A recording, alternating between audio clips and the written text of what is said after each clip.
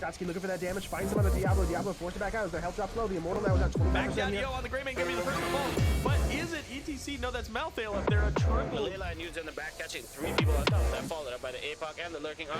Catching 2, but this time On is gonna be the first one. Wow, did you see that mosh pit? 4-man mosh pit while on a conveyor belt.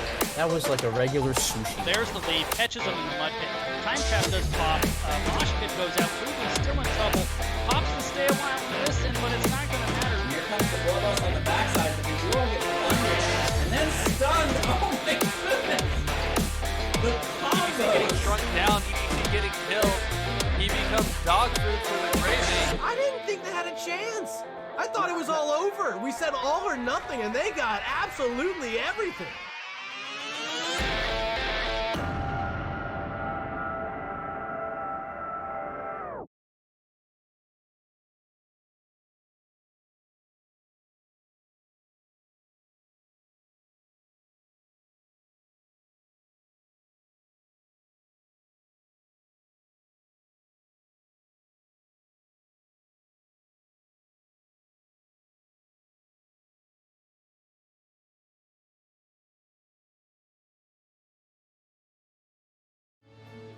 Hello, ladies and gentlemen, and welcome to the Nexus Gaming Series. I am Jayzon, and today we've got a Division B West match ready to go, and we've got Eric Nephalem versus Spooky Ghost, which should be a pretty competitive match here in the B West. Let's take a quick look at the map picks and map bans. Arrogant Nephalem winning the toss and selecting, Spooky Ghost winning the toss and selecting first pick, first ban. Arrogant Nephalem deciding to then ban out Cursed and Alterac Pass, with Spooky Ghost banning out Volskaya and Braxis. So a lot of my least favorite maps gone, and we're going to one of my favorite maps to cast here, which is Towers of Doom. Spooky Ghost letting us know we're ready with a bunch of ghosts in the chat. And it looks like Kime is ready to go. Bit of a late start time here, but in we go to Towers of Doom here for our first map of the night between these two squads. Now I'm going to look back at the tail of the tape, which I had brought up just a moment ago on my screen, but I want to take a second look at this because these two teams are going to be pretty close here in B West. I'm going to actually look at the standings real quick before I spout out some slightly misremembered numbers. Yeah, you got Spooky Ghosts at 8th place, who are currently 6 and 10, and Arrogant Nephalem with 12 points, currently in 6th. Arrogant Nephalem 6th place, Spooky Ghost 8th place. So both kind of sitting on that cusp where they're pretty far up in terms of being in the top 8 here, which I assume is the playoff cutoff in an 11 team or division group. There we go. You all know what I meant. But yeah, both teams with only 7 games so far, so they've still got a little bit of room that they can make up. But they're definitely looking good, both looking good for playoff pictures right now in this division, from what I'm seeing. So good opportunity for both of them to just give a little bit more breathing room, maybe try to climb the ladder a little bit, get a better seed here in these last couple of weeks, because we are closing in on the end of the season. Everybody's getting these last games in, and we're starting to tally these points to see who's in and who's out. But for Towers of Doom, we're seeing some bans come out. So Spooky Ghosts early targeting the auto attack damage dealers as Cassia and Zul'jin get thrown out. An early Uther ban, though, for Arrogant Nephalem. Could be pretty good on this map and pretty influential overall right now. Lately has been the Uther. I really like what I've been seeing from a lot of Cassia players recently as well. Yeah, so Falstad kind of sneaks his way through, but that level 1 talent for the Lightning Rod build has been banned, so he's not quite as priority a pick as I think you might normally see otherwise. The Mei is not a big shocker to me. She's been pretty strong. A lot of people electing to use that Ice Wall now. Kind of gives you a good frontline CC tank and some of the power that Zeratul brings to team fights. Meanwhile, Stukov going to be picked up here for Little Wolf. Good ranged poke ability. And you just can't discount the silence combos. It's so influential in a lot of these team fights.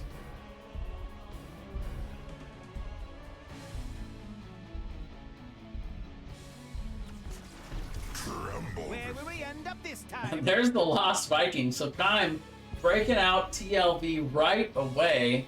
Segatai going to pick up the Diablo. So Diablo, not a big shock here. He's super good in the meta right now.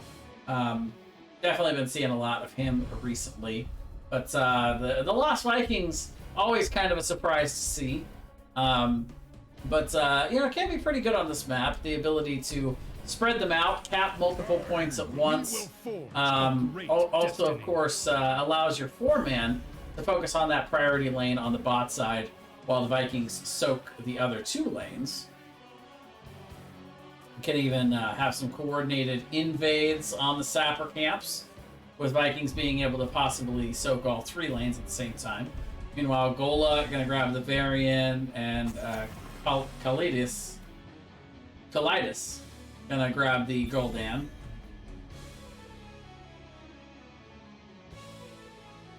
Zeratul gonna be banned out. So basically, Arrogant Nephalem just hates stasis. It's got it. Right, yeah, Monkus calling it out right away. Yeah, I mean, TLV is something that should show up in the scouting report by this time in the season, right? Like, most people shouldn't be surprised by that TLV pick, unless Kaim just hasn't been picking it all season, but I don't think that's the case, certainly. Deathwing going to be banned out by Spooky Ghosts. A good 4-man character as well, and very annoying on this map to have to deal with Deathwing's ability to go up into the air and constantly have interrupts on these turn-in points. Right, yeah, that makes sense. One of the few heroes that can punish the TLV is that Zeratul. Meanwhile, Phoenix and Anduin going to be picked up. Saris with the Anduin, Ming with the Phoenix. Eric with the K grabbing Diva, and Boundaries on the Greymane. We'll have to see if these guys want to switch up at all, but for now, that is where it stands. For Spooky Ghosts, definitely more standard, for sure.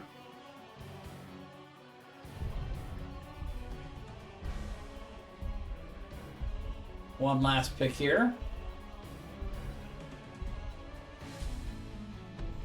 What will Antanas decide to go here? Chromie gonna be the final pickup, so good ranged poke to pair into that 4-man. Can constantly be trying to siege down the structures. This is gonna be main tank Varian for Gola for Spooky Ghosts, so kind of expect to see a little bit of that taunt combo with the blow up from Greymane. Gul'dan more of a consistent damage though, not gonna contribute to that as much, but between Gul'dan and Greymane should be enough to blow up some of the squishier members of Arrogant Nephalem if they hit all the buttons at the same time. All right, though, let's get on in here to game number 1. Thank you all for joining me tonight. How's everyone doing on this fine Monday? I just got off work a little bit ago, so I'm definitely looking forward to checking out some Heroes action tonight. I may also decide to play some games later, but we'll see. Yeah, Chromie definitely a solid mage here. You know, you talk a lot. I talk a lot about Li Ming because she's my favorite hero, but Chromie kind of does what Li Ming does on this map, but she just kind of does it better. But I guess we'll see. Either way, here we go into game number 1. On the left, Arrogant Nephalem. We've got Kaim playing the TLV. We've got Segatai on the Diablo. I'm out of cards. Antanas on the Chromie. Ming on the Phoenix. And Saris is out of cards on the Anduin. Now on the right, Spooky Ghosts. We've got Gola on the Varian. Eric with a K on the Diva. Little Wolf on the Stukov. We've got Boundary X on the Gray main, and we've got Gola on the Variant. Well, what are you waiting for?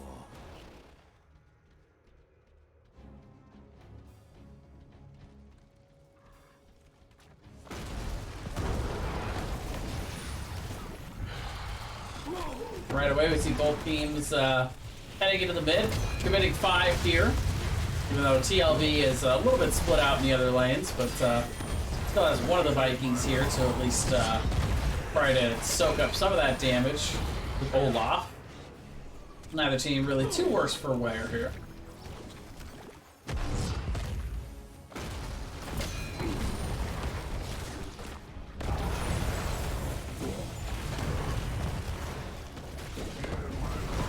For right now, no big rotation advantage for either squad just yet.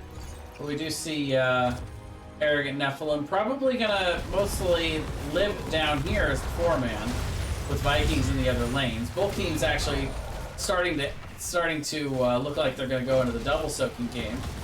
So hit the 1-minute mark and both camps are up. Both teams gonna rotate to their respective camps. Neither team looking too aggressive for a potential invade. Zegatai, though, actually gonna prove me wrong and go in a little bit. Root comes out. Advantage does go to Arrogant Nephalem early with Gola not having the level 4 and the taunt. But so that actually pulled Arrogant Nephalem off of the point. Spooky Ghosts could have a little bit of an advantage in being able to rotate the D.Va down. They'll lose Soak if they do that, but could have a momentary advantage over a TLV comp early here if they really wanted to push the issue on trying to get the camp. Either way, camp is taken by both sides. Spooky Ghosts able to successfully push their sappers in and get some good solid damage. Zegatai gonna charge up and heal Gola off of Ming there. But Ming actually doesn't get out. Finally will use the teleport away. Just a little bit of health left. And now the camp going to be fairly easily cleared out for Spooky Ghosts. Level 4 picked up, and it is indeed the taunt for Gola. No big shocker there. Life Drain build for Colitis here. Oh, and the taunt comes out onto Ming. Gonna proc that Leap of Faith from Saris. Little Wolf getting a little bit low here. Completely out of mana, but gonna have to go back. Multiple members backing now, actually, for Spooky Ghosts. Now, this is gonna be a bit of a managing contest here with Eric with a K. As Kime is gonna be in position to potentially interrupt. Kime will come in with the interrupt. For down bot, Ming gets the cap.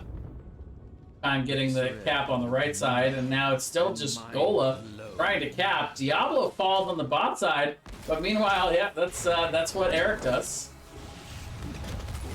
He is the Swift, but now he is the Taunted and the Dead. That's first blood going over to Spooky Ghosts as they get the Diablo kill on the bot side here.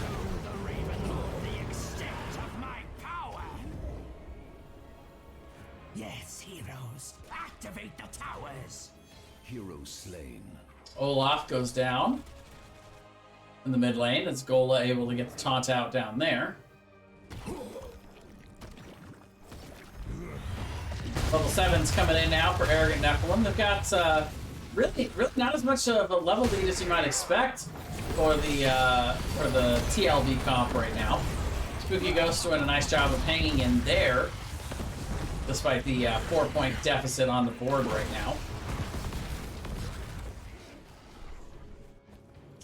Looks like Arrogant Nephalem is toying with the idea of invading once again, and it looks like they will do so.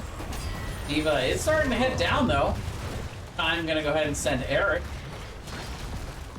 And Eric with a K, going to get on the point with the D.Va bomb, and multiple members pretty far stuck in here.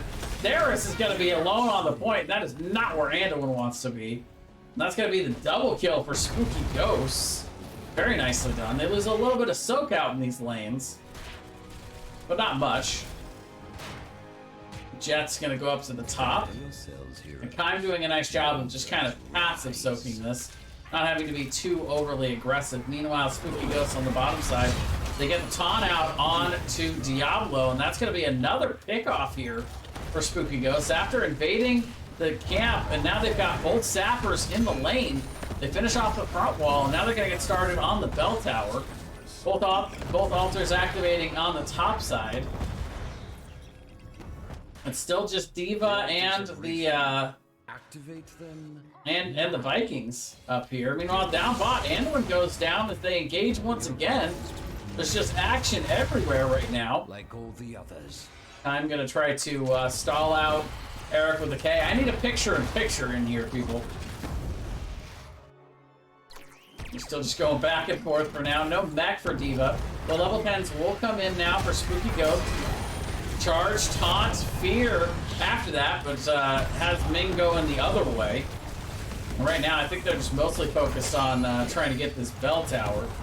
And they should be able to get it fairly easily with 10, but now actually 10's coming in for Arrogant Nephalem. Light Bomb, but Segatai not able to reposition quickly enough. Bell tower is converted, however, and Kaim not going to be able to quite finish the cap. Look at the body blocks onto Eric, and the missile's going to be enough to take him down.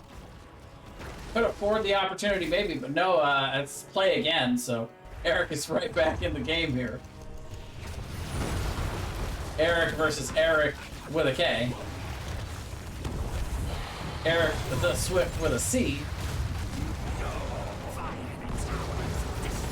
Finally, Varian does manage to get that those 5 shots. That'll be 4 for Eric Nephalem, 5 for Spooky Ghost, so that's going to result in a 3-point lead now for Eric Nephalem. Spooky Ghost starting to bring it back a little bit. Vikings still just kind of doing their thing out here. Meanwhile, Spooky Ghosts doing their best to try to defend this bell tower. They've worked hard so far in this early game to obtain this advantage. They don't want to give it up too readily here.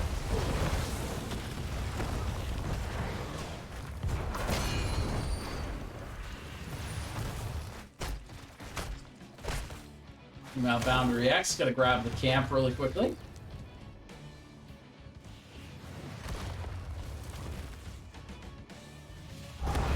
Antius does do a nice job of being able to clear out the bell tower, though. Eventually, we should be able to get this down just with the range poke from Chromie, but we do see the charge and taunt onto Ming. Teleports away, but now back in as they're trying to put some poke damage back onto Spooky Ghosts, but right now, Little Wolf doing a nice job of keeping them nice and healthy. Now we got 3 sappers marching down the lane. As Olaf and Balog both have now gone down in the solo. Big horrify there from Kalidus. Segatai makes it out, but Anduin not so lucky there.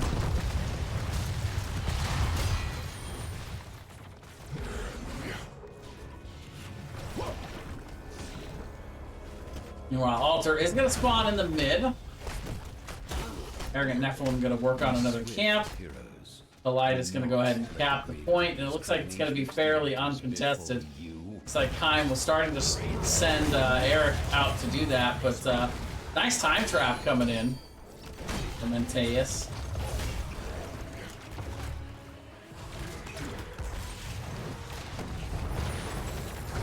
Get Segatai out there for now, but meanwhile, they're trying to push in these sappers to stay in. Taunt goes down. Ming has to be pulled back, and with that pull, Phoenix still falls from the Gul'dan damage, but those 2 shots go in.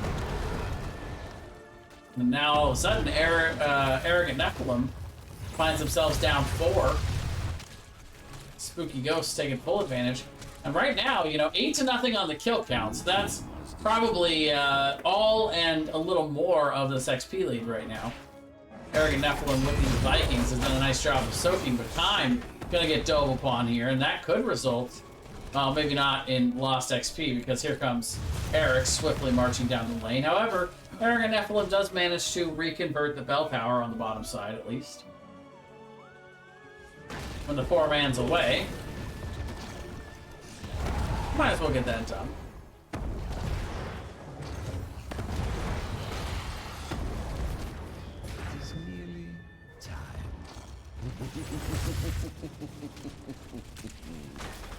Alter spawning on the bot side here. Level 15 for both of these squads. I never did go over the heroics, but no time for that. Segatai gets taunted. The root comes down from that combo from Colitis as well. The Diablo having all kinds of problems right now. Does have all the souls. Will charge in. Now taking tower shots though. Light bomb gonna go off, but gets shoved away. Varian ends up the first to fall, but Phoenix falling shortly after that. Eric with a K is coming down, but the mech falls before the Diva Bomb can go off. But he's just ignoring this altar out here. Charge comes in from Segatai. They find Diva. And boy, back and forth goes this team fight, which seems to be lasting pretty much forever here. Like, Time does still have all three of the Vikings here, though. Segatai charging in, trying to interrupt, but now Colitis gonna life drain, and Boundary X goes in. They do find the kill, but they're gonna get Greymane off of that. And now we've got Varian, Phoenix coming back. Diablo comes back because that was just souls. But now it's just Colitis and versus Time on the point. They're gonna go ahead and kill Eric. Gola comes in, gonna try to zone, but you can't zone all three of the Vikings and Phoenix. A little too much to ask here. Segatai is back now. Colitis getting low, but is able to get the heal from Little Wolf. Little Wolf actually gets the kill onto Balog. Eric goes down. And, no, that was Balog. Olaf went down first. That's all three Vikings out, so Time could go ahead and take a little break here. You can see the, Eric with a K, cap the point there. Diva Bomb will be put down. And even with the pull, that was not going to save Ming. Crazy team fight going on here, but this is the never-ending team fight. It started like 3 minutes ago, and it just keeps going. There's the APOC. Finds the mark on the Little Wolf, but the bell tower gets converted. So they're no longer fighting under towers. Both teams do have the level 16s. And I think that was something like 8 for 4. I don't know. I lost count of that team fight, but exchange definitely in favor of Spooky Ghosts.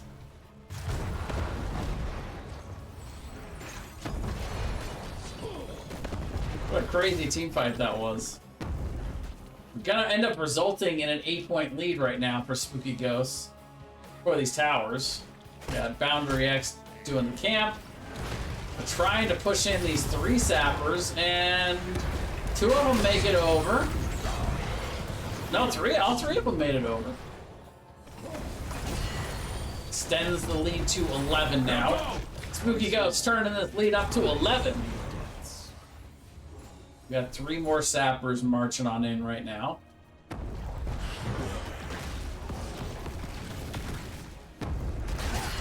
Charge in and taunt. Gola being protected in that kill zone. Root goes down and Segatai falls as the 3 sappers will be escorted in. That's a terrible time to lose the tank. They already were going to have to go about 15 seconds without Chromie here before Chromie even spawned. Now all 3 of these altars are up. Do they get the 1 time? Just barely blocked there by Colitis. And they get the bottom one for free, and it looks like this might be the beginning of the end, because as they get this one for Colitis, that's gonna be 5. Boundary X gonna get the 5 more. Even if they did convert that bell tower in time, still would have been the 4 shots they needed. And just for good measure, they were starting boss. So Spooky Ghosts winning here with a little extra credit on Towers of Doom here in game number 1.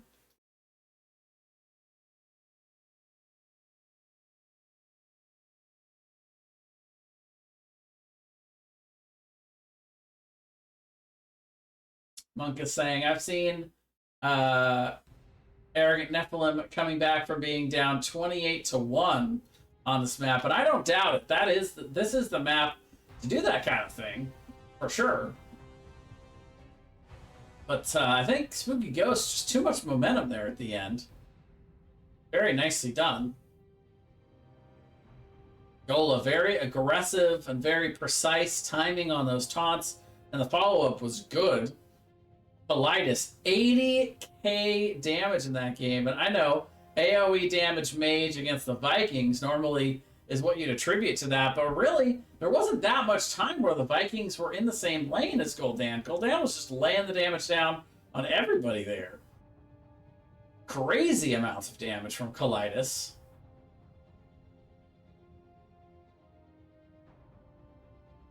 And Little Wolf doing a nice job in the healing game as well. 70k heals. And also just some great combos in there. There were some great silences and roots in those silences post 13. Of course, we see that with Virulent Reaction. Just kind of making Segatai's life miserable on the other side. Just constantly catching that Diablo. But yeah, that's going to be it for game number 1. Spooky Ghosts with a big game 1 victory. We'll see if Arrogant Nephalem has an answer for them when we come back for game number 2. I'll be back as soon as we go into the draft. Infernal Shrines. Alrighty, game number 2. Welcome back, ladies and gentlemen. Arrogant Nephalem selecting first pick after that game 1 loss as Spooky Ghosts. Gonna take us to Infernal Shrines. One of the things that makes this map so popular is the incredibly predictable nature of the Punisher, the main map objective on this map. Easily control its movements and predict when it's gonna jump. Easily predict what all of the different Punisher flavors will do.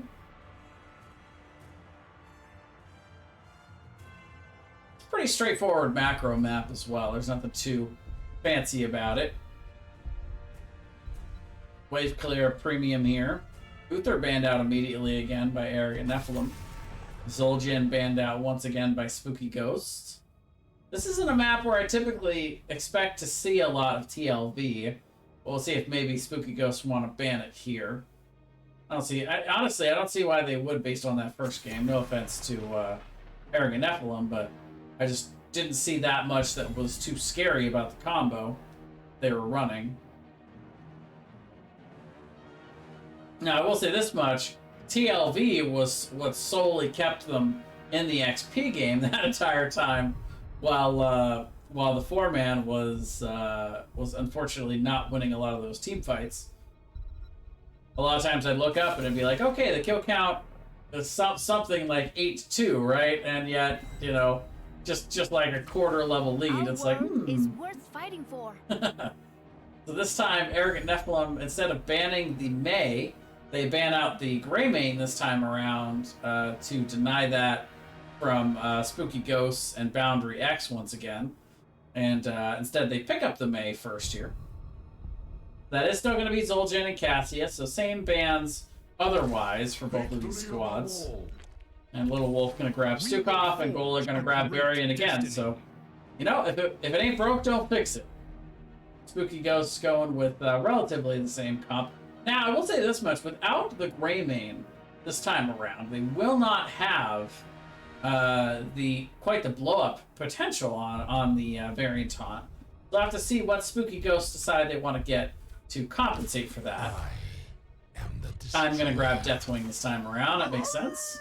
And Ming grabs Hogger. Or Mig, rather. Sorry, there's no N there. It's just Mig. I wonder why I would have thought it was Ming. I mean, that would be a good name for a member of Arrogant Nephalem, but anyway, it is what it is. Malfurion gonna be banned out here by Spooky Ghosts. Very interesting. Malf is among the heroes that I would have predicted to be a good fit with Varian, but Stukov, also a pretty good pick, and that's already what Spooky Ghosts has. Also, the silence on the new route from Malthael from Malfurion at level 1 can be pretty disruptive to Varian on the front line. Makes it a lot harder for him to get the charge and taunt. combo. Good zoning tool there. Meanwhile, Mephisto thrown out, so that's a good burst hero to be able to follow up a taunt. Plus the mobility from Mephisto makes that a lot easier for him to get to. So it's going to be Vala and Tassadar. Very interesting picks here. I've seen a little bit more Vala lately, which is interesting.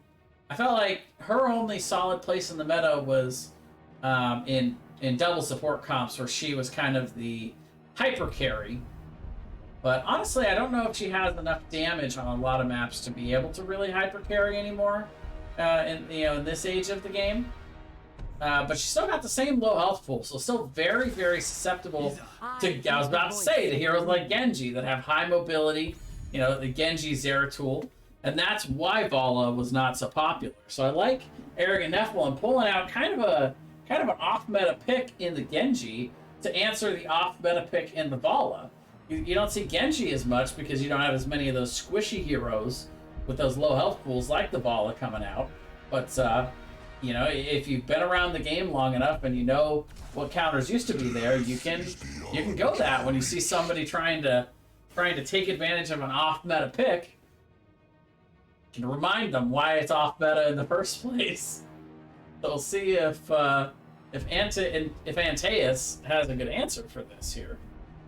Meanwhile, Saris pick up the Tyrande, and Kaleidos picking up the Malthael to close things out.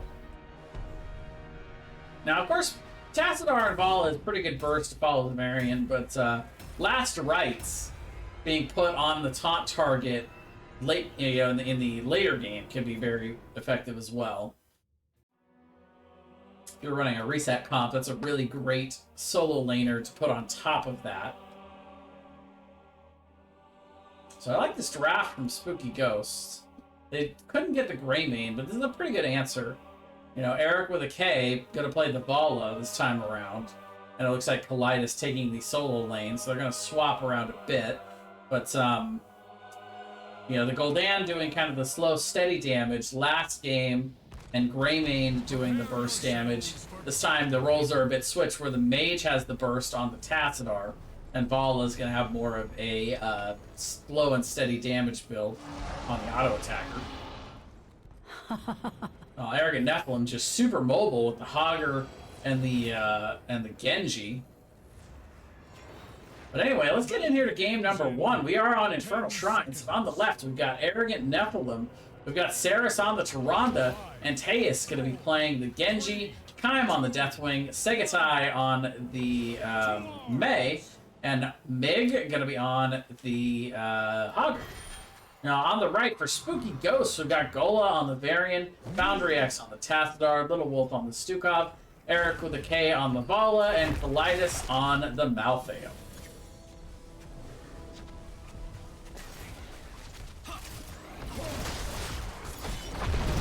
Right away, charging in there. A little bit of breathing damage there. Actually, not sure. Fire breath? I have no idea what Deathwing's actual ability names are. I gotta look those up. But either way, bit of damage coming in from Kaim, but everybody walks away pretty clean. Eric with a K eats that owl. Saris across the way.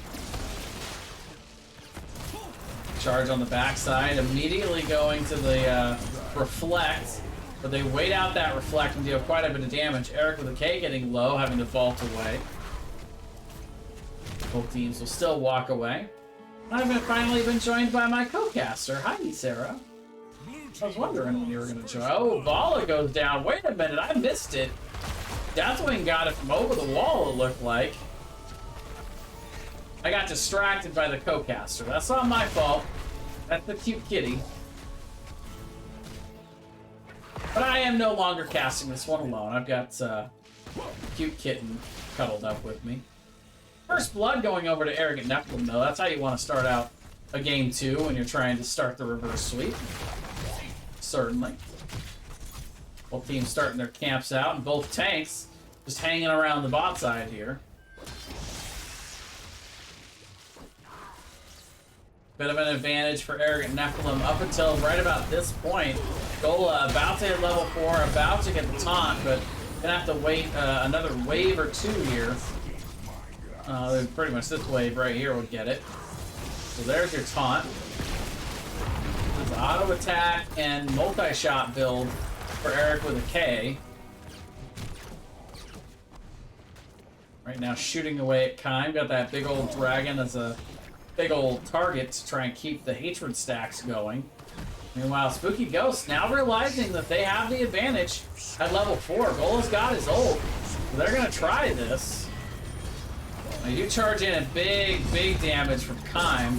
Yeah, I would say that that's a good theory, that Spooky Ghost would have the advantage post level 4 with the taunt, but you forget about Deathwing in that factor. Deathwing's super powerful in the early game. I think overshadows the taunt advantage a little bit. Yeah, Monkiss was right on the same point as I was there. With a 30-second delay, but yeah.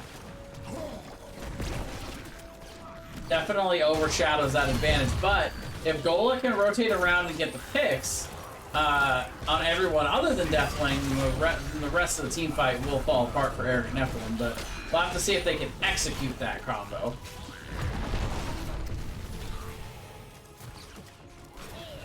And the longer this game goes along, the less of an advantage that is for Spooky Ghosts, because once you get to level 10, it's Eric and Nephalem with the advantage again, with all the ults as a factor.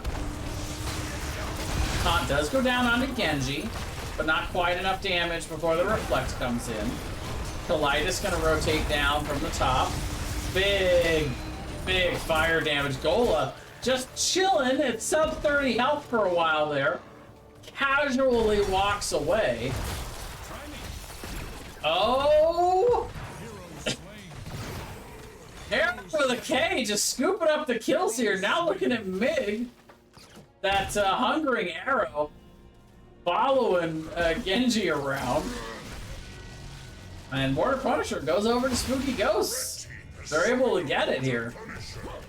I didn't know what part of that to watch. Gola made it out with almost no health, and it seemed like Eric and Nephalem just ran out of gas in that team fight. They just didn't have enough resources to keep on fighting it, especially after they knocked Gola.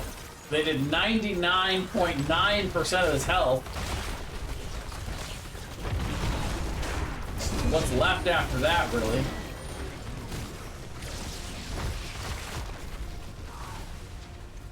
Now, Punisher will be baited back to keep front wall, so it's going to take a lot of damage back there early in the game.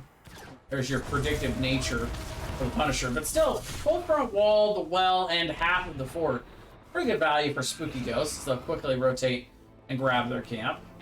Arrogant Nephalem going to match them, if not a bit later, but Segatai does jump in. They're looking to try to force, but the top goes down. Protected status comes out onto Antaeus there. Protected versus protected, but Kalidas has rotated down to make this a 4v5, so Arrogant Nephalem will back off for now. Meanwhile, Mig just keeping on with the soak. It's still a 2 for 2 on the kill count right now. Oh, Taunt goes down and Genji will fall. Yeah, I think that's the hero. It's either Tyrande or Genji, both of which are not incredibly accessible most of the game.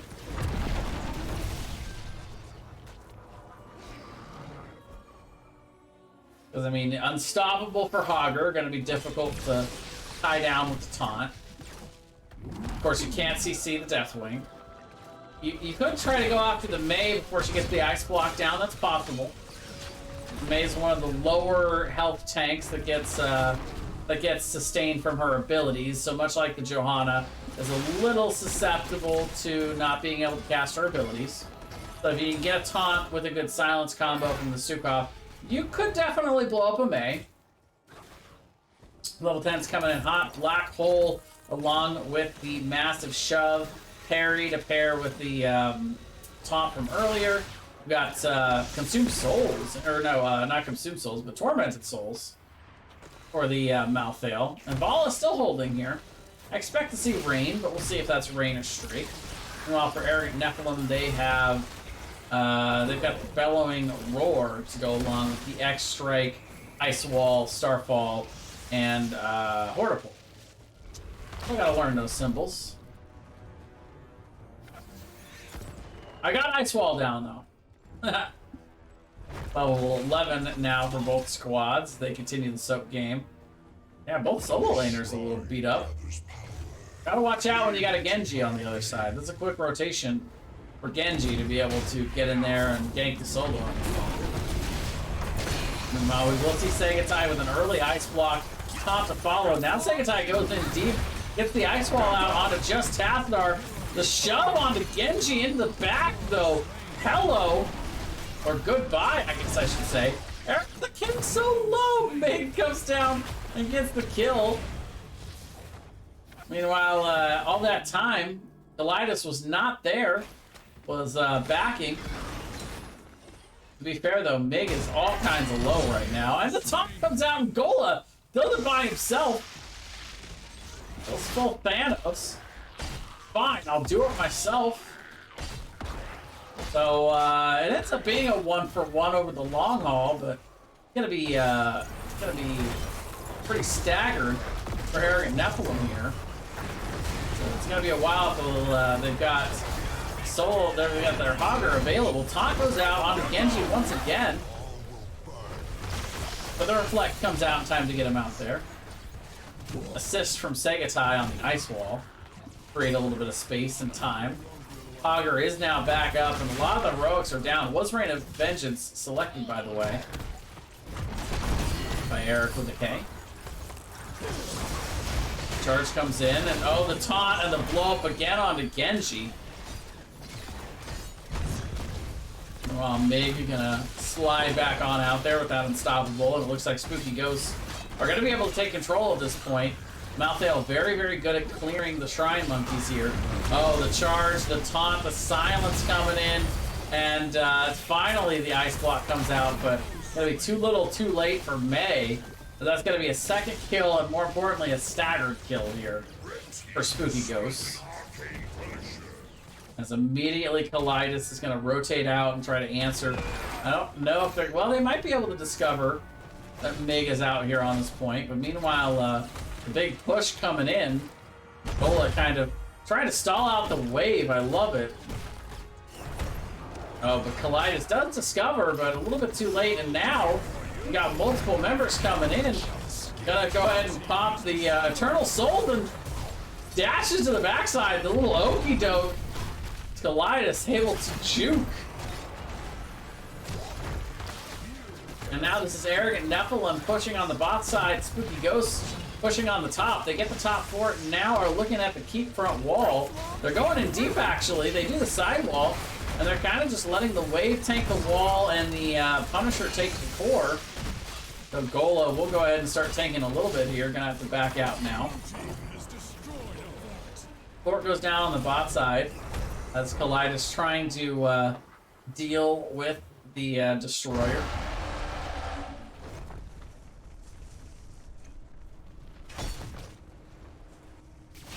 That bottom fort is, or that mid fort is getting close to the point of being tickleable here. Tickleable.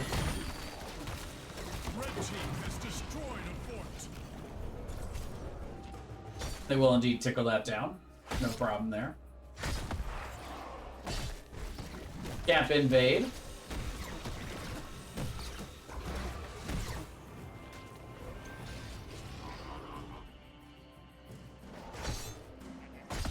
Spooky Ghost's gonna start painting the map red here, and I like this call. They rotate priority onto the well down bot. Ice wall does come down. A Segatai trying to stall, but doesn't find anybody there. They're gonna continue focusing on this fort.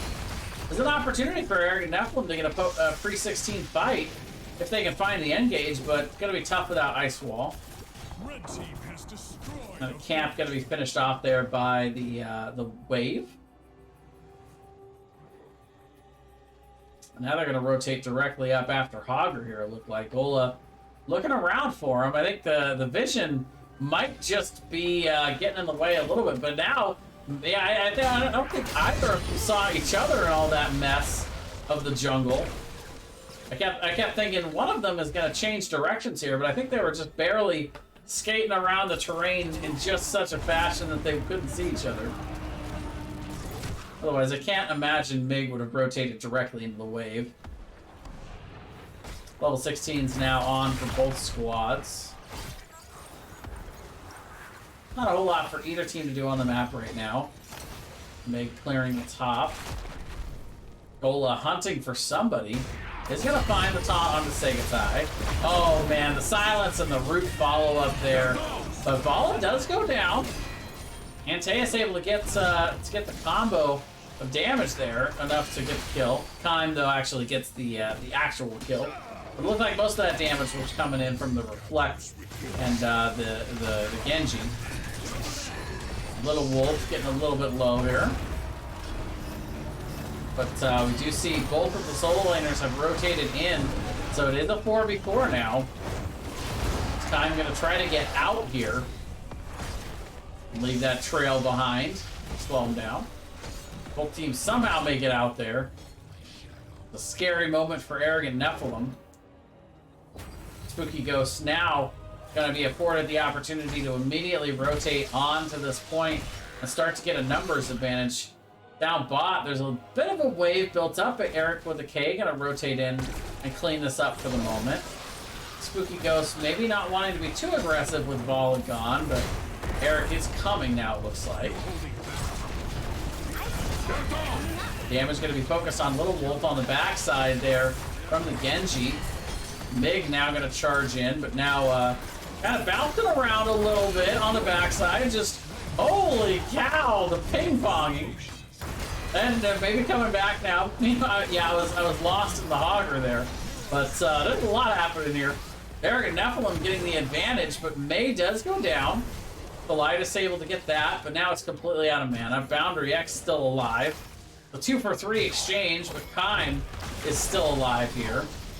Always tough to deal with here. A little bit surprised that we didn't see Last Rites. I feel like that kind of, in a lot of ways, completes the combo on the taunt. And I don't know exactly what Consumed Souls has done for them so far. Just a little bit of survivability, certainly. But I would have liked to have seen that, maybe that change for Spooky Ghosts. I mean, 33% of Deathwing's health is quite a lot. Red team has destroyed a fort. Oh, top keep goes down. I missed it, and apparently so did Arrogant Nephalem, to a certain extent. Push from that camp on top. Doing work. Meanwhile, Little Wolf getting blown up right now. Oh, the pun goes right into the Punisher! But it's actually X-Strike that gets the killing blow. But if not, that it would have been from the Punisher jump. Meanwhile, Kalidus getting a little bit low. Ice Wall gonna zone them out. Meanwhile, Punisher jumps on the backside, stuns 2. Taunt goes down though onto Mig, and just barely. Boundary X gets that fadeaway Q there to get the kill. 1 for 1. Midport goes down to the Punisher though. Segatai sliding in. Gets taunted and blown up once again. The damage from Boundary X is getting nasty. That Q quest at level 1 is done, and now it's full Q build right now. Getting the percentage damage off of the 16. You know, Kalidus is just in here. Just 1v3. Xeris is going to go down. Yeah, not going to chase the Genji, and Kime is not going to be able to get a... Whoa, no, it's going to get away. Just barely gets the flight out. Meanwhile, you got 2 catapults up top. Starting to chunk this a little bit. 16-minute catapults are nothing to mess around with. Not quite as powerful as 20-minute katas, but... Level 20 now in for Spooky Ghosts as they are going to start picking up the camps. They've got 2 now in mid, clearing out the wave, and they're going to push bot as a distraction, kind of make Arrogant Nephalem choose where they want to put their resources here. time is going to fall down and be able to clear out the Katas here at least on the bot side. So much pressure right now by Spooky Ghosts. Still 7 seconds on the Tyrande. Kaleidos stealing the top camp as well, just for good measure. I'd like to see Spooky Ghost pushing with this camp push in mid. At least not letting him clear this for free at level 20.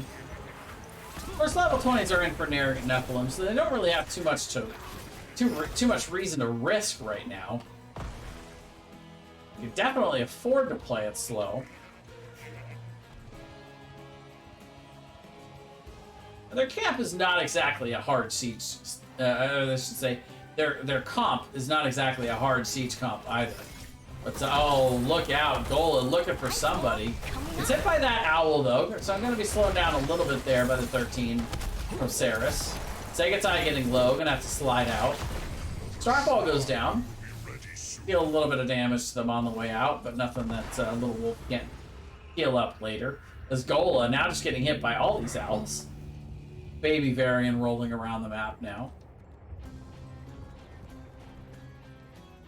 Kaleidos goes all the way to top to tap.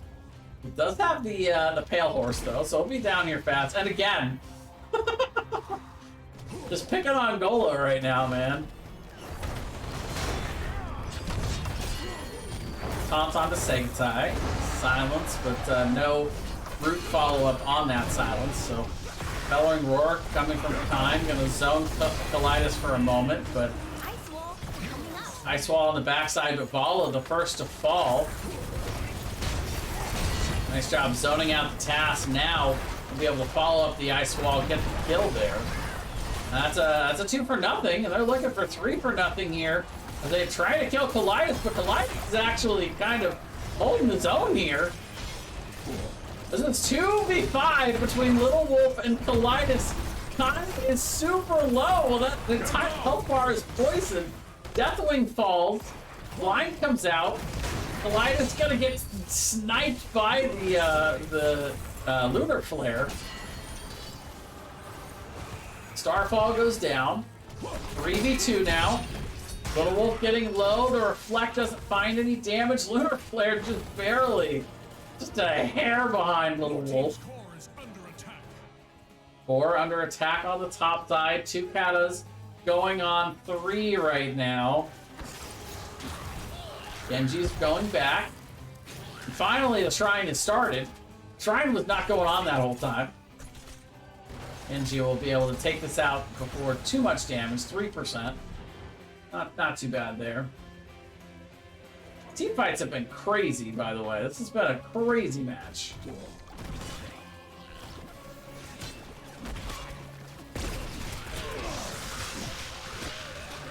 How long Kaleidos managed to live in that scenario was both hilarious and amazing.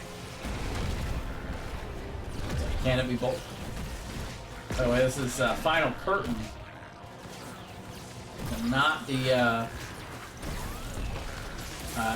not the no one can stop death to come back alive. But Eric with a K taking a lot of poke. The X strike comes down, gets the kill off of the Reflect there. Meanwhile, a 2-man Ice Wall on the backside. They are now stuck in the Lunar Flare.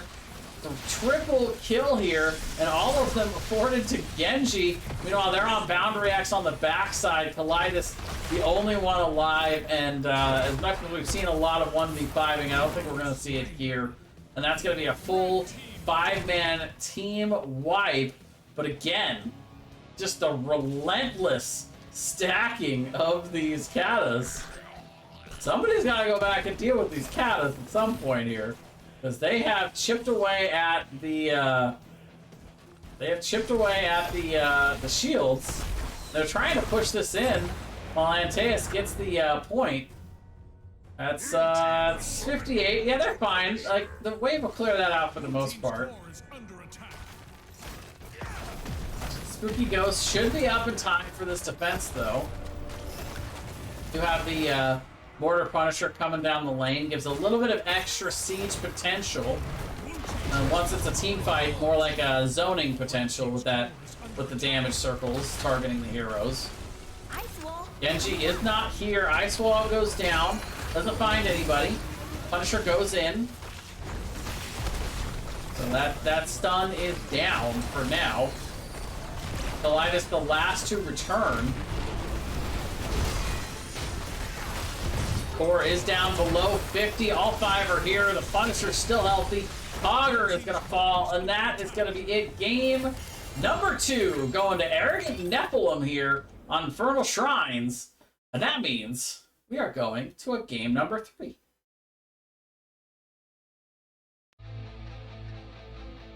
Wrong button. I'm not going anywhere just yet. We're going to do the game summary first, then we're going to go to AFK. Or rather, BRB. Because my co-caster is sleeping very cuddly in my arm here, so it'd be illegal for me to get up unless I absolutely have to. 84k coming in from Kime on the hero damage. I mean, Kalidas on the other side on Spooky Ghost dealing the most damage, but I don't know. It is more balanced. I mean, look at these damage numbers, by the way. Look, that's pretty. Nobody below 40k damage over on the side of Arrogant Nephalem. That's teamwork right there. Also, the 102k healing, very impressive from Seraph on the Tyrande. Not the most meta healer in the game right now, but she's making a comeback. I've seen and actually played a few of those games this season myself, and she's feeling in a pretty okay spot right now. Meanwhile, Spooky Ghosts definitely getting a lot of value in some of the early team fights and taunt charges. I mean, 18 to 16 on the kill counter is the final kill count, and that was after Arrogant Nephalem won, that 5-0 team fight win at the end that really allowed them to, to get the win condition there. So, I mean, it was pretty even throughout the game. Spooky Ghosts even maybe having a little bit of a structure advantage for a good portion of the game. But Arrogant Nephalem able to win it in the end with that big team fight. We'll give you guys one final snapshot of their talents. Look at what everyone was building. And yeah, Rackam, you are right. We got us a match now here in Division B West. And I am actually going to take a quick break while we set up for game number 3. I'll be back with the draft. Battlefield of eternity. Welcome back, ladies and gentlemen. Game number 3 here in Division B West. Arrogant Nephalem getting the game number 2 win on Infernal Shrines to put us here after a game 1 win by Spooky Ghosts on Towers of Doom. And that brings us to game 3. How's everybody doing out there? Is everybody as hyped as I am? Because I am looking forward to this one. In fact, I kind of forgot to do this the last couple times, so we're going to start a prediction here this time around. Give you guys a chance to see who can pull it out here. Set that up real quick for y'all, since I don't have a mod in here to do that for me today. I should make Rackam a mod. Probably trust him. We'll give you guys 5 minutes. See who might win this one. So that should be most of the draft to give you guys an idea. Put those doubloons down. See who you think will win. Oh, I put down game number 1, but you guys know what I mean. Game number 3. Who will win game number 3? That's the first prediction of the night, though. So, once again, Zul'jin being banned out by Spooky Ghost, but this time Arrogant Nephalem is going to go ahead and ask Gola to play a different tank.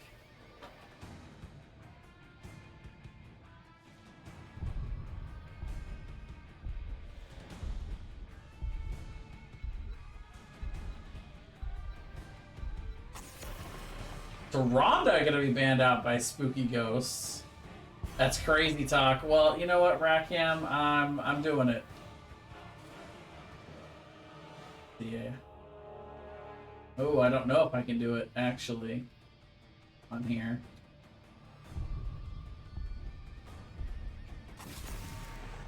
Don't know if there's room to do it on the little in-game thing, but I can do this. I can figure this out. Got a little OBS pop-up window, but that's not really liking me trying to do this very much.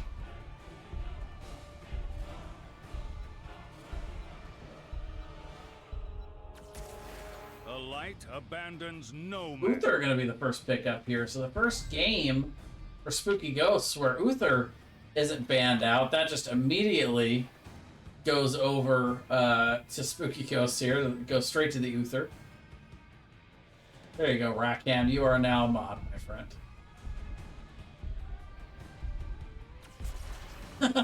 Here for Anytime you're ready. Oh, Stukov once again picked up, at this time for Arrogant Nephalem. So 100% involvement rate, 100% pick rate for Stukov, but Sarah's going to go ahead and take it this time around. As Mig going to go to the Rainer. So Mig, who has been the solo laner for the last couple games, now going to break out the Jimmy. Could be a solo lane Jimmy, but... The wait is I play to over. win.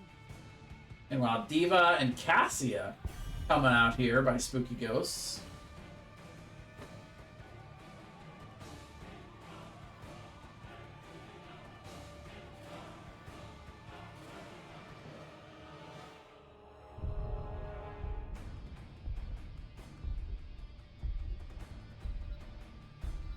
Eric with a K. We're going back to the Diva once again that we saw in game number 1. And Vala going to be banned out here by Arrogant Nephalem. Interesting. Let's see. Boundary X was... so the Cassia that we've seen banned out multiple games by Spooky Ghost. This time Boundary going to take that. A pretty good response to the Rainer. The blinds can be pretty influential over there. Meanwhile, Hogger going to be banned out here by Spooky Ghost, so they don't want to... well, I would say they don't want to see a repeat of that by Mig, but Mig has already picked Rainer. I guess I suppose they could still pick it and then swap.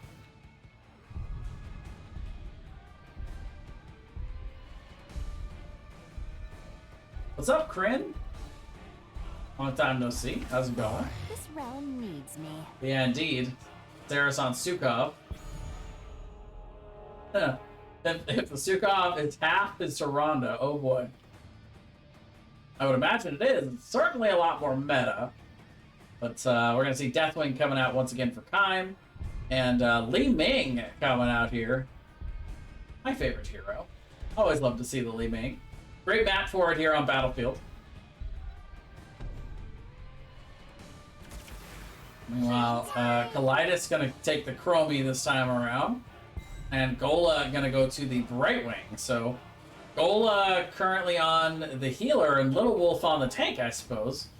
It's double support with the main tank, Uther. I'm doing pretty good, Kryn. I've been streaming a lot lately, doing a lot more casting this season. I've been available for it a lot more. Ironically, it might be looking... I might be looking at a schedule change that frees me up for even more casting than I've been able to do lately. Meanwhile, Segatai going to grab Garrosh, so first appearance of Garrosh in this series. Usually you want some kind of good follow-up CC for that Garrosh, though. Rainer and Li Ming not going to bring that to you at all. And Stukov can't really bring a good root follow-up until level 13. So we'll see. Very interesting comp, though, for Spooky Ghosts here. The double support hyper carry with Cassia, not necessarily unheard of, certainly. Definitely something I've seen some teams doing here and there. Uther main tank can be quite a bit of fun. And Brightwing brings enough heals to make up the difference there and really support the hyper carry and that frontline Uther. Diva with Eric with a K with a very good Diva play in that game number 1. Deathwing and Stukov have CC. That's true, I didn't think of the Deathwing. Time can get a little bit of follow-up there, but either way, here we go, ladies and gentlemen. Game number 3. Thank you, everybody, for sticking it out here late into the night here on the West Coast. I have Saris on the Stukov. We've got Antaeus on that Li Ming, Segatai on the Garrosh, Kaim on the Deathwing, and we've got Mig on the Rainer. This is Arrogant Nephalem. Meanwhile, on the right, we've got Boundary X going to be playing the Cassia, Kalidas on the Chromie, Little Wolf on the Brightwing, Gola on the Uther, and Eric with a K. Not with a C, but with a K on the Diva. These are the spooky ghosts.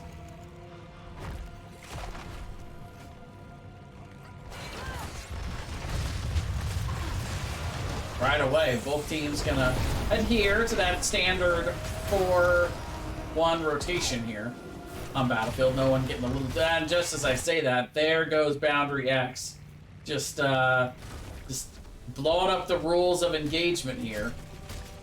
Mig on the Rainer, though, is going to have a little bit of a hard time with the mobility issues. Meanwhile, yeah, the teleport and the poly by Little Wolf, just for good measure. First blood goes out to Spooky Ghost, but Uther falling in short order on the bot side. So Arrogant Nephalem gets the answer kill, I guess I should say. Not really so much of a return or a counter kill in a completely different lane, but when Little Wolf is away, Arrogant Nephalem will play and get themselves their first kill of the game. Meanwhile, getting some good siege on the bottom side. That's one tower and nearly the entire gate down. Meanwhile, not nearly as much value up top for that. Toss goes in onto Gola. The Wolf gonna go ahead and utilize that phase shift. Get a big old heal out.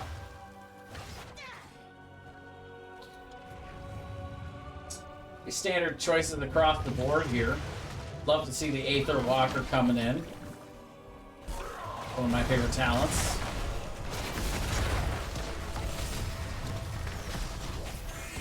That's a Fetid Touch here for Stukov, so Sarah's trying to get the stacks. Almost found one there onto Kalidas, but not quite enough range. 14 stacks so far for Boundary X on the Qs. Big getting a little bit low. Eric with a K coming in. Teleport and Poly, but Mig does have a little bit of self-sustain.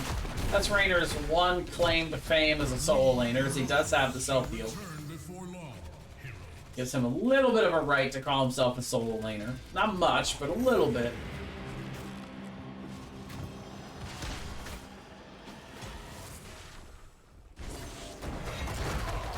Well, toss onto Gola, big chunk damage coming in as well, and that's going to be another kill. It's solo tank Uther struggling a little bit into the Garrosh early here. 2-1 on the kill count in favor of Arrogant Nephalem, and they're going to be having a little bit of a positional advantage here early. This is Exterminator from level 1 from Mig, so he's going to have a little bit of extra damage to the Immortal here in the race game. Main reason you pick Rainer on this map. And an uncontested halftime here for Arrogant Nephalem. It looks like Spooky Ghosts are going to start rotating in to try to defend. Stun goes out onto Segatai, but damage not quite there to follow it up. Time coming in, gets the stun onto Gola. Looks like multiple members of Spooky Ghosts are actually split out trying to race here, while some are trying to defend, so a little bit split. For big poke and big damage in general. Diva Bomb gonna zone them away a little bit here, but Eric with a K gonna have to hop right back into that mech, and decent damage. Oh, look out, Eric with a K, actually, the mech goes down. They're gonna be able to turn and get the kill. Don't forget, that mech does technically count as a hero kill in terms of resetting the abilities for Li Ming. Gonna give some extra reset potential. To me, mortals, I march for Hell's gates. I shall march for Hell's. Well, they are able to get a decent shield on the Immortal. Spooky Ghost had some decent burn on the other side to at least make this a little bit less of a scary push here. Chromie's got some pretty good counter siege, but still, this is a scary front line for Spooky Ghost to have to hang around with. Segatai being able to constantly toss. This is going to be ported down. That's pretty good value for this first Immortal. Will fall here before it gets to the keep front wall, but still good damage there. Front wall down on the bot side, including the well. Mig a little bit low, but Eric with a K does not have the mech available. Segatai tries to go in, but gets stunned by Gola there. Nice timing. I feel like at level 10, Spooky Ghost might have a little bit better chance at pulling off a team fight.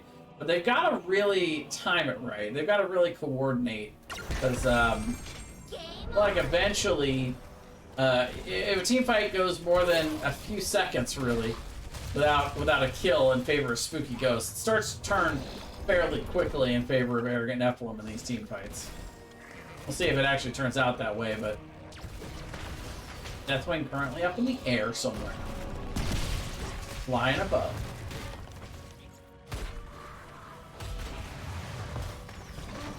Yeah, Ratcamp's got a good point. Full level lead right now for Arrogant Nephalem. Time will come down on the bot side, and that's going to make it a 4v5 here. Stun goes down onto Mig, though. Yeah, this is what they're trying to use their level lead for right now. Kind of maybe a little bit of a reason for not worrying about that top soak. Eric with a K, though, getting the soak, and as a result, gonna gain a little bit of that XP lead back, but Mig gets up here in time to actually catch all of the wave that was here. That's gonna get them very close to level 10. Camp should finish that off. Mig actually finds Eric up here, but Gola is here too. If he can get the stun and keep him in that... Oh no, actually he gets hit by it outright. Either way, the Diva Bomb not gonna be enough to take him out. Level 10's now in for Arrogant Nephalem, and they're looking aggressive side. Eric is going to be caught out here, but is able to get into the mech, and now will turbo boost on out of there. Good for the boosters. Taunt goes down, though. Oh, but a big teleport coming in from Little Wolf. Phase Shift is able to keep Eric in the mech. But with level 10, I don't think they want to make this last too long here. Going to give advantage over to Arrogant Nephalem to really push in and get some good damage onto this Immortal and proc at halftime. But can Spooky Ghost get the soak quickly enough to be able to come back and try to fight after halftime? Looks like we got Bellowing Roar along with the Rainer's Raider, Wave of Force, Warlord's Challenge, and the Swipe. Swipe Deflailing. Segatai trying to zone, actually tosses them out, but now is getting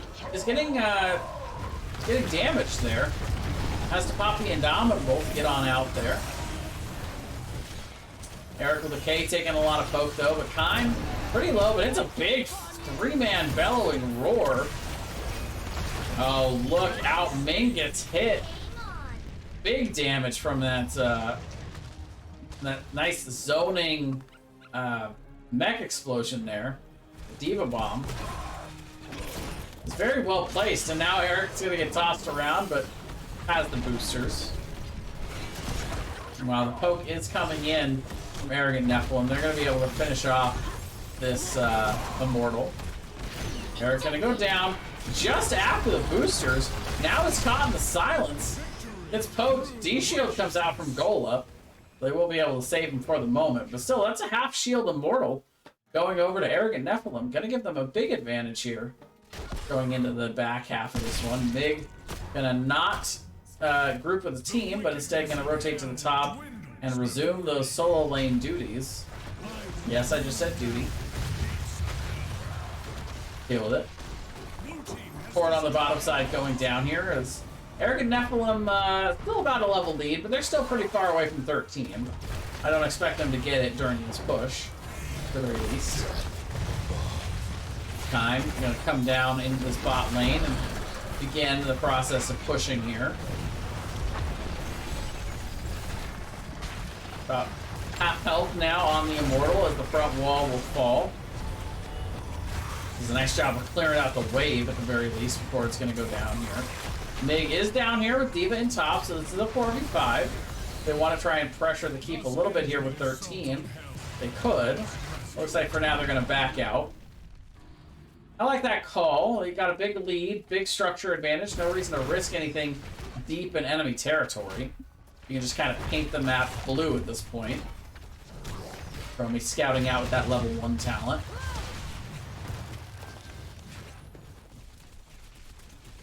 Plus 13, you know, it is a talent tier advantage, but it's not a huge talent tier advantage, right?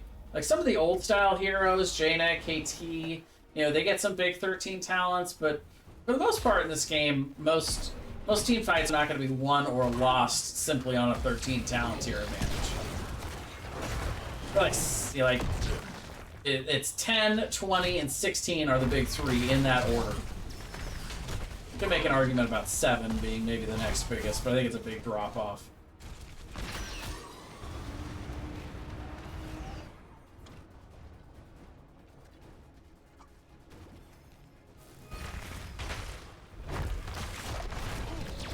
They are going to push in on the bot side, though. They've got the Cosmer camp coming in.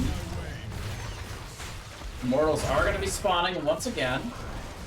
Segatai goes in with the Indomitable. Doesn't find anybody, though. Looks like he maybe tossed a minion in there. And with that, Arrogant Nephalem will go ahead and take their small victory in the lane. Rotate around, grab their bruisers. Have this timed out against the Immortal phase here. Right away, Spooky Ghost's gonna get some poke in. That's gonna be big pressure on the bot side, and if Spooky Ghost doesn't answer to that Shaman camp, it will take the fort on bottom. It's already been softened up enough. Or should take it, especially with a catapult stacked up down there. Meanwhile, this is all Arrogant Nephalem really needs to do. They don't need to hard engage in the mid. They just have to keep Spooky Ghost's interest, right? They need to threaten to go in and get poke on the Immortal, so the Spooky Ghosts have to be here to defend it. As soon as they show in lane to clear that bottom lane, then you push in deep. They're playing this textbook, is how I put that. Ooh, nice D.Va bomb placement. Oh, but Segatai able to toss that back out there, but Deathwing still falls, despite not the D.Va bomb not even getting coming out yet. Segatai though hits a big taunt into the stun. Li Ming with combo to follow that up. Now is gonna get the reset. Double taps the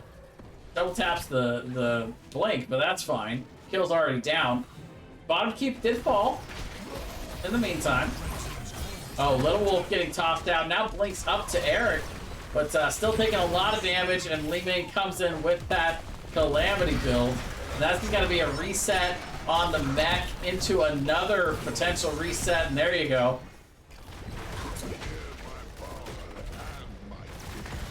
Li Ming popping off here.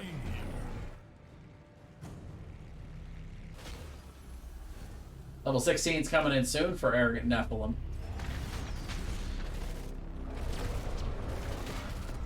And this is where the main build starts to get really nasty with that level 1 Aether Walker build. You get the 10% extra damage on missiles after casting teleport.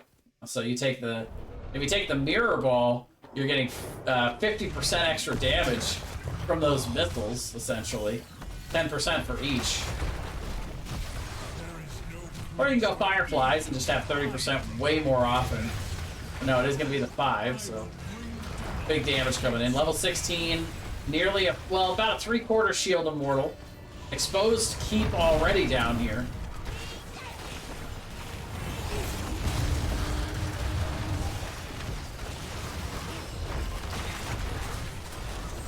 Well goes down in short order. Mig making sure that they don't have anywhere to tap now. D.Va is pushing in on the bot side here. Eric maybe trying to get 16 for this core defense, but I just don't think that that's going to happen here. Now hitting the back, but Uther falls to the taunt there from Garrosh, looks like. Yeah, definitely Warlord's Challenge used there. Meanwhile, the core is starting to fall. The Immortal getting pretty low, however. Little Wolf getting tossed in and will be taken down by the Immortal.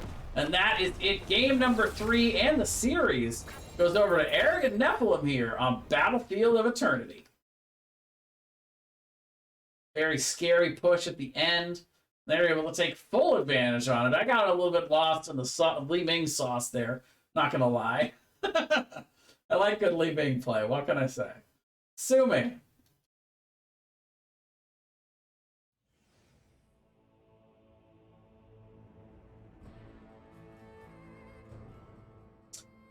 We are going to look for an interview here. I'll hop into lobby 2, and I assume that all of the...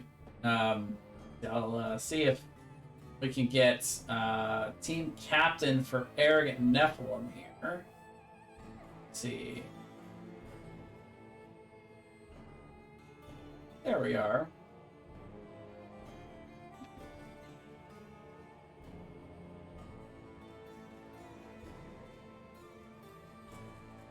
See who we can get from the Nephalem crew.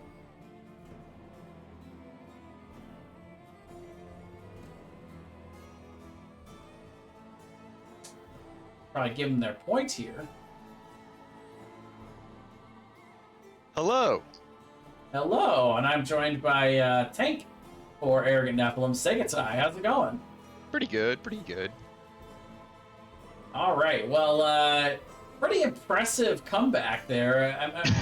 I don't want to be too much of a downer and start with the start with the bad stuff, but that is where the series started. In game number 1 was Spooky Ghosts kind of having the answer, I think, to the TLV on game number 1. Tell me a little bit about, first of all, how you guys were feeling after that game. Probably a little obvious, but more importantly, what you guys did to really be able to turn that around throughout the series.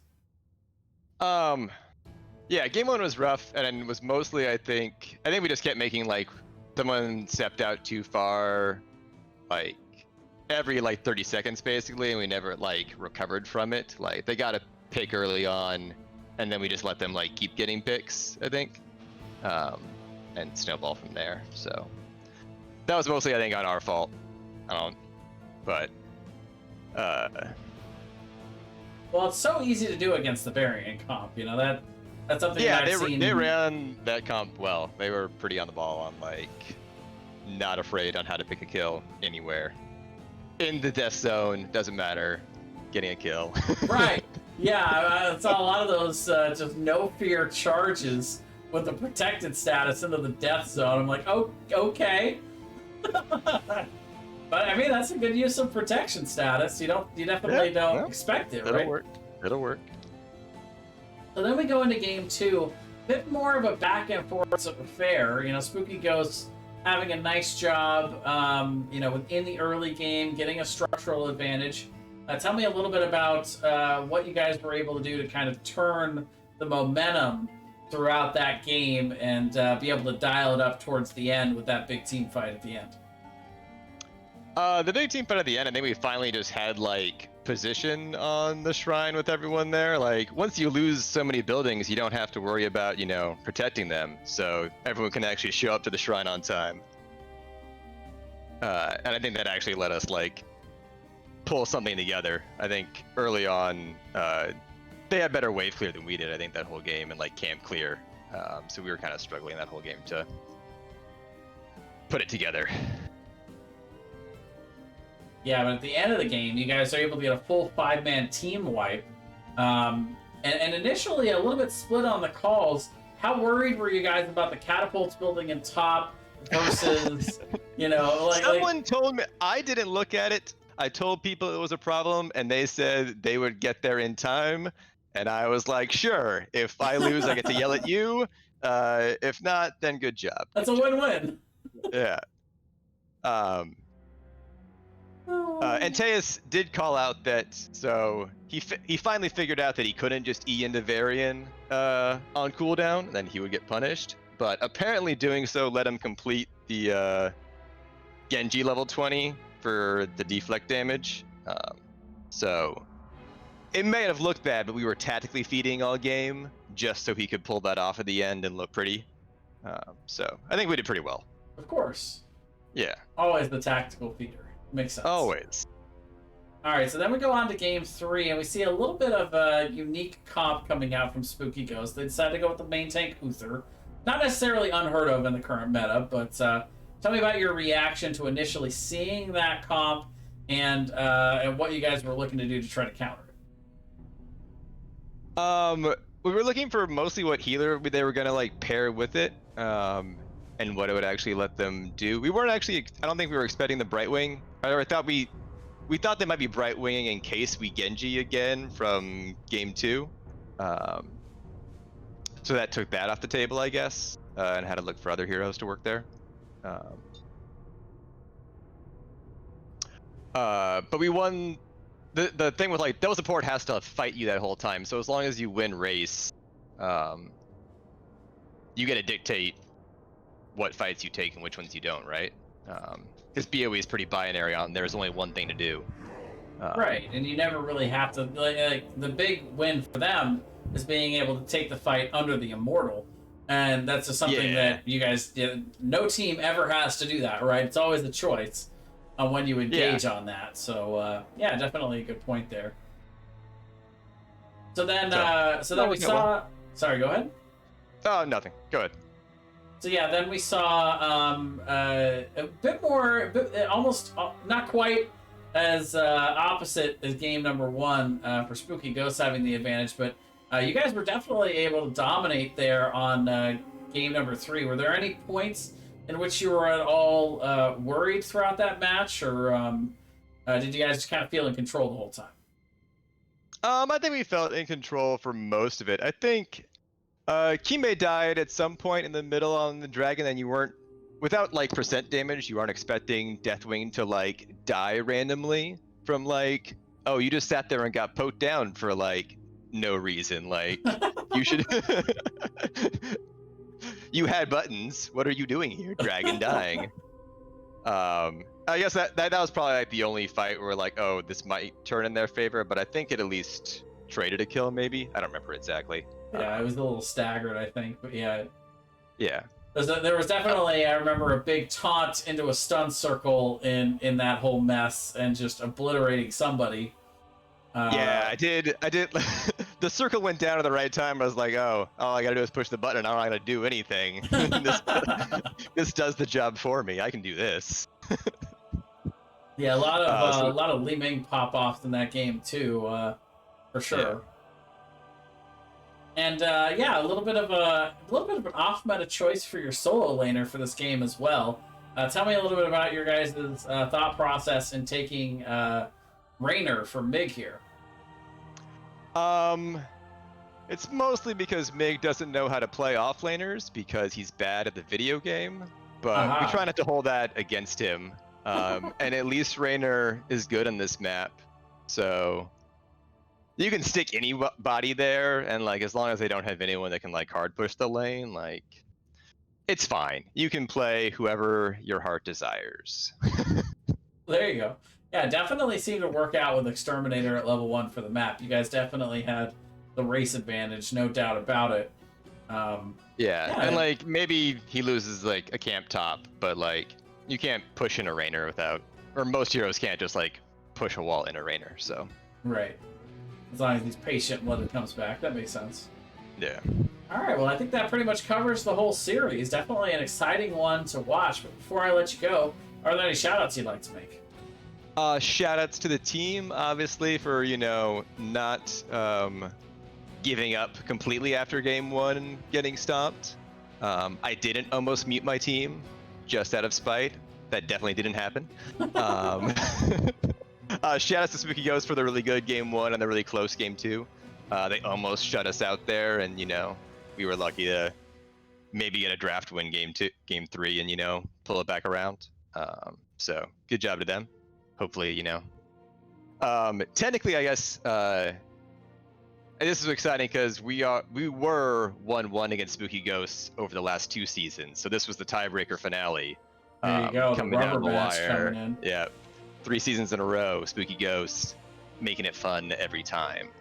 So GG's to them. And thanks to you for picking up the cast on, I think, a late notice, because I think this just got scheduled the other day. So Thanks Yeah, so much. absolutely. I wasn't sure if I was gonna have the time tonight, and I think I looked the other day and not seen anything Monday, so I looked this morning. I was like, oh, cool.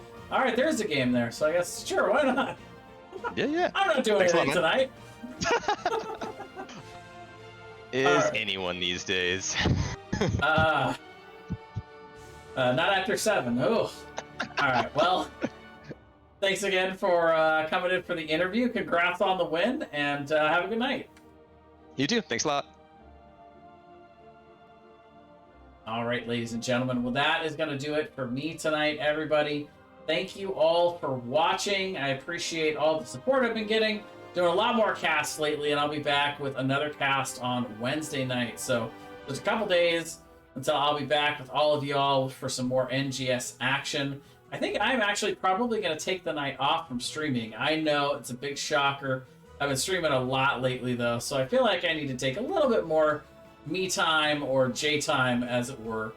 But I will be back Wednesday night with the stream, and then with the cast, and then probably a stream afterwards. So for now, I'm actually going to send you guys over to Trixler, who is currently streaming some Valorant. So I'm gonna raid him in just a moment.